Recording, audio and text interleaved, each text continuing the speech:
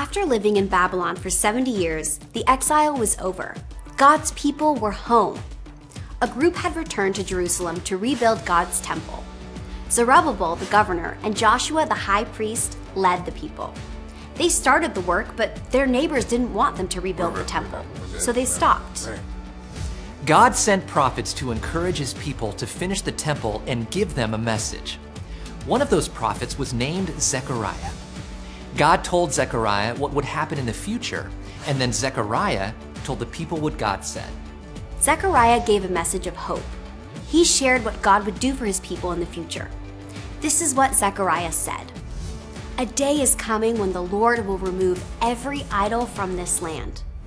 No one will remember them or worship them. God was going to set up a new kingdom over the nations. Zechariah said God would give his people a new king, like a shepherd caring for a flock of sheep. Then God will say, "Sword, strike my shepherd, and the sheep will scatter." There will be troubles, but God will do something good, Zechariah explained. In this new kingdom, God would judge and punish all evil. He will lead his own people back to himself. Zechariah said, "The people will call out to God, and he will answer them.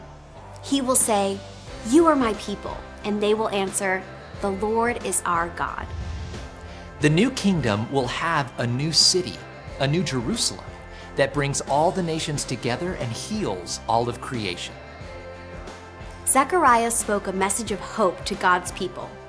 God would one day set up a new and better kingdom with a new and better king. God kept his promise by sending Jesus. Because of Jesus, we can have hope and forgiveness of sins by trusting in him.